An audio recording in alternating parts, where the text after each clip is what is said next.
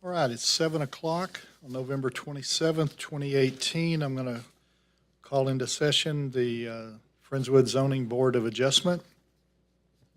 We have two regular members who are not here tonight, so I've appointed Jason Byers and Michael Fernandez, alternates, to take the place of the voting members tonight.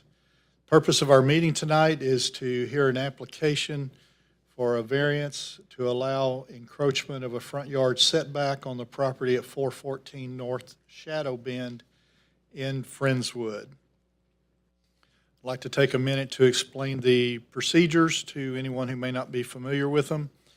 The first thing we'll do is call a city representative to tell us a little bit about the history of the property and the request and tell us why the city declined it. Then second, we'll have the petitioner or the petitioner's representative will take the podium and tell us why they want us to approve the request. Then third, we'll take a minute to have public comments. Anyone from the public can be recognized to give a statement either for or against the request. After the public comments are made, the public input will be closed, and only the board members will have the opportunity to ask questions or gather information, deliberate, and vote on the application. We will likely have questions of anyone who spoke during the public comment or the applicant. When we're ready to vote, please understand that by law, a supermajority vote is required to approve the application. We have 5 people on the board. That means 4 people must vote yes to approve the application in order for it to pass. Even a majority of 3 is not enough. If either the applicant or the city is not happy with our decision, the only appeal from this decision is to file a lawsuit in the county or district court where the property is located. That's a technical matter. There's some short time deadlines. We'd recommend you speak with an attorney if you decide you want to do that. This is a quasi-judicial proceeding, very similar to if you were in court. The city keeps records of our meeting and the testimony.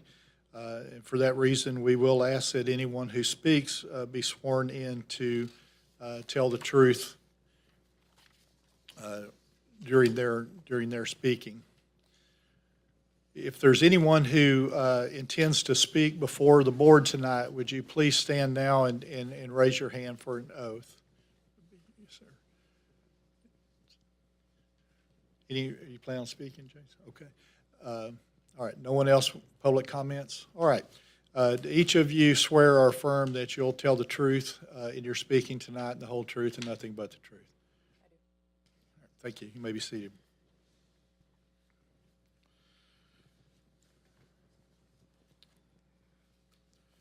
All right. As I said, our application is the first item on the agenda is to consider this front yard setback. I think everyone's got their packets. I see everyone looking at them. All right, then can we have someone from the city to give us a history of this application? Yes, sir.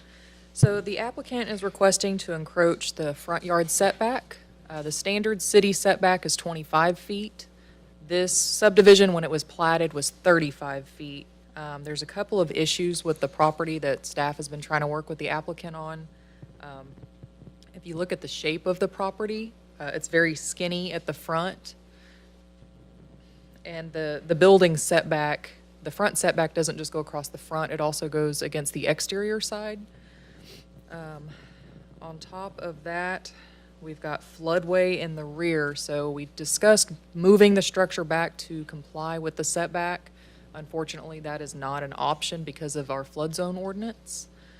So the applicant is requesting to replace, his home was flooded during Harvey, if you didn't see that in your backup. So due to the extent of the damage, he cannot repair it. It has to be replaced.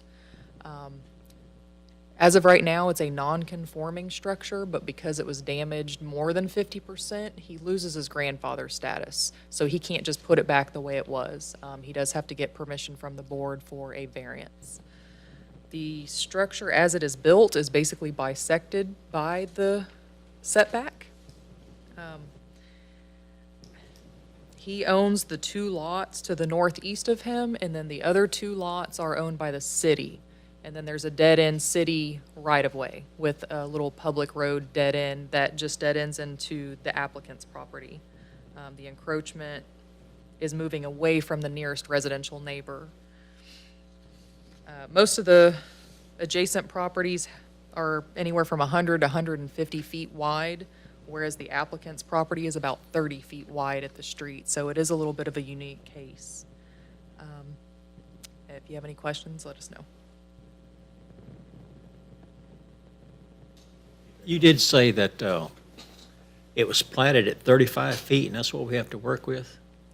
The plat is more restrictive than the city setback. So yes, it was 35 feet is what the front building line is. But we normally enforce the city requirements, but this, We enforce the more restrictive.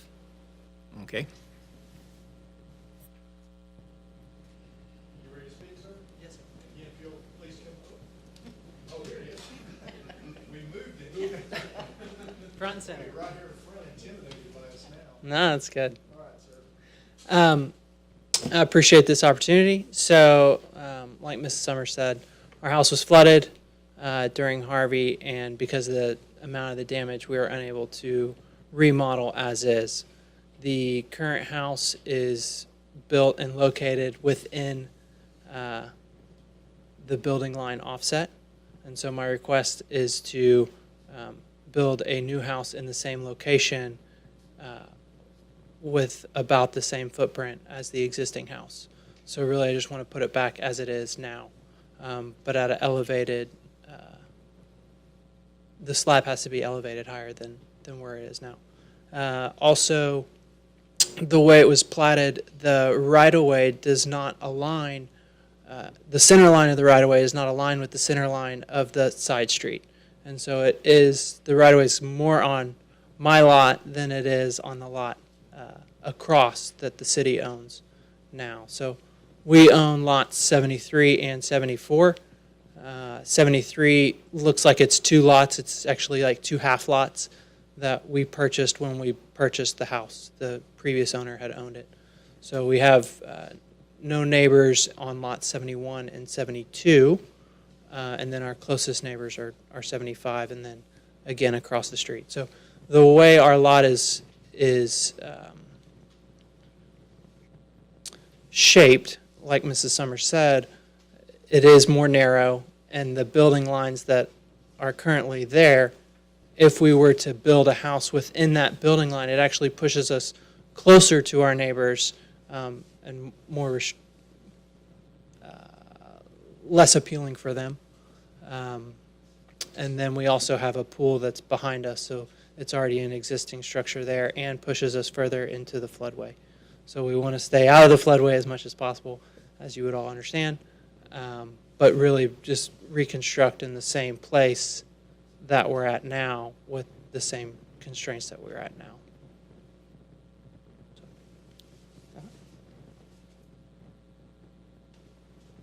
Anyone from the public wish to comment either for or against the application?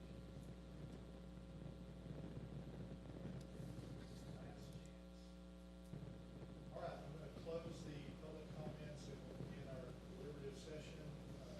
Any comments or questions from board members? Does anybody know what the purpose of the right-of-way was? Was it just for the street, or is there some city intent?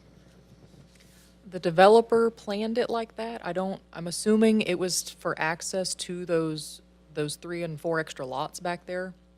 But nothing's ever been built on any of those lots. They're pretty small. They're closer to the creek. Now a couple of them are owned by the city. The city did discuss abandoning that right-of-way, which wouldn't cost the applicant anything, but to replat the property and bring everything up to code, it would cost him a substantial amount of money, so it's not advantageous. I would assume, I went out and looked at the property because I was a little confused looking at the map, and when you actually looked at it, it looks much different. I would assume there are no plans to extend that road ever because it has to cross Mary's Creek, and the Mary's Crossing just 2 lots over from this property, that bridge has been closed permanently. So I would assume they're not going to build another bridge a few hundred yards away crossing the same creek when they already have one over there. All right.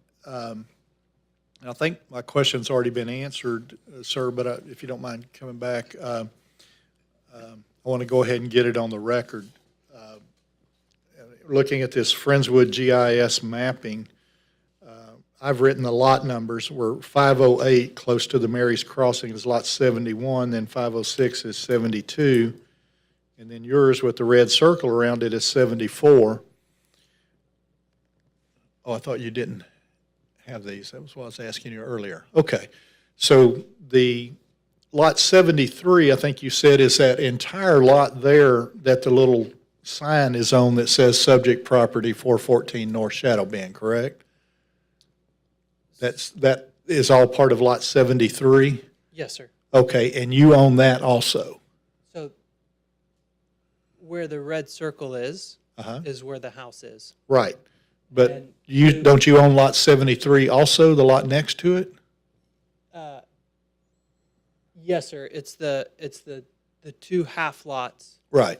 to the right of those properties as that's shown. So no matter what you did, you're not going to encroaching on anyone else's property. Yes, The only issue is this setback line that was created by this dead-end street here. Is that correct? yes, sir. You own the property all the way surrounding it? Yes, sir. Okay. Thank you. So the only issue is the violation into the city right-of-way. The issue is encroaching the front building line. The front building line. Yes, sir. That house looked like it's a lot further back and. Because the building line comes all the way back to here instead of out here. So on So, this, so your address is North Shadow Bend, so your front is over here where your mailbox is? Not out here on this one, but over here where your mailbox is? It's on, I think. I mean, the front of your house is where your mailbox is, by your driveway.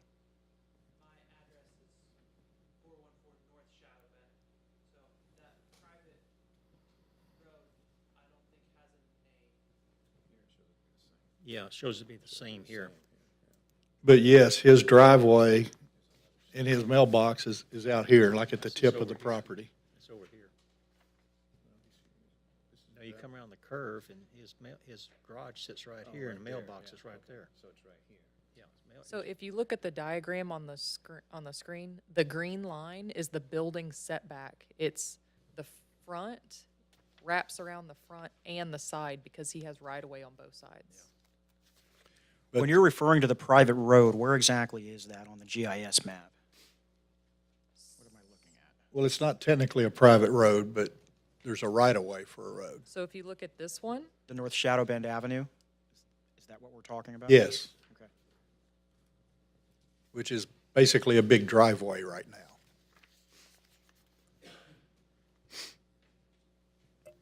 And even with the structure that was there, it was already encroaching on this Correct. line, correct? the request is to allow the new structure to be put back where the old structure was. Yeah. It seems to me this is a no-brainer. He's rebuilding what was already Yeah, I just there. have one question, though. It just says give him a variance. There's no restrictions on it.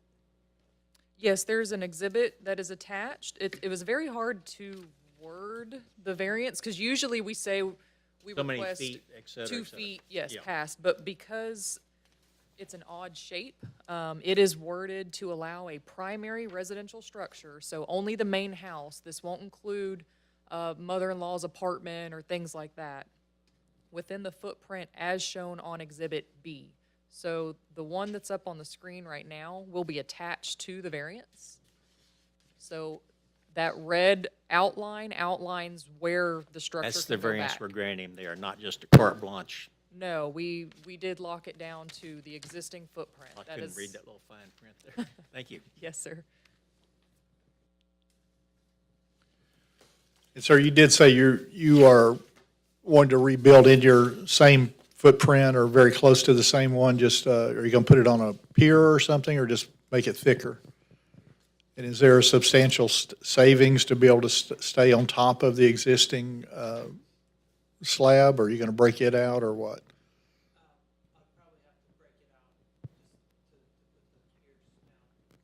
But you're good going on the same footprint like the city has marked here?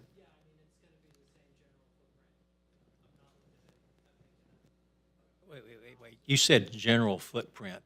I don't want you coming back on next month if you're gonna be a foot over one way or the other now.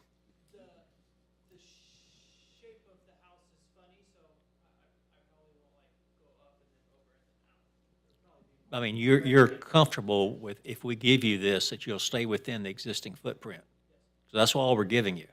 Okay. That's all you've asked for. Okay.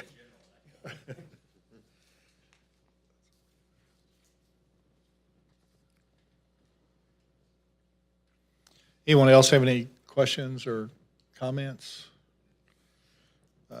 It seems to me that no harm is coming to anyone here because this man owns the property completely surrounding all of this. We just have a technical violation because of this road back there, and apparently way back whenever this road was built or when this was platted, the road wasn't even put in the middle of where it was supposed to be. That's my comment. Anyone else? All right. All right.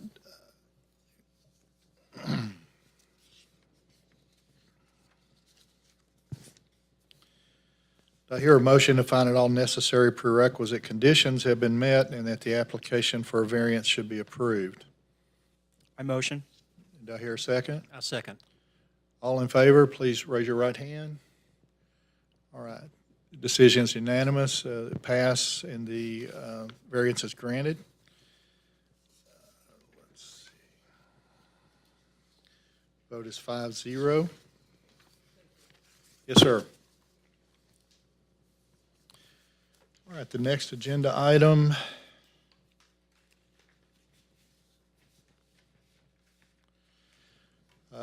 Calling for the approval of the minutes for the August 28th, 2018 regular meeting. I missed that meeting, so I'll recuse myself from that vote. Has everyone else had a chance to look at it? All right, do I hear a motion to approve? I move we approve the minutes. Okay, we have a second. Second.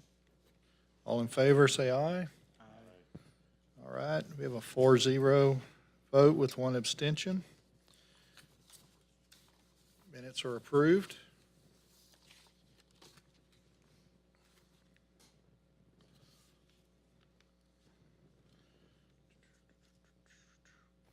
All right, comments from board members. Anyone have anything to say? Some of you guys have been sitting out there for months waiting for your chance. Here it is. Okay. All right, and I don't see a liaison here tonight. Do we have any staff that want to make a report? I see no items on the agenda. That's it. Do I hear a motion to adjourn? Motion. You have a second? All in favor, raise your right hand. It's unanimous. We're adjourned.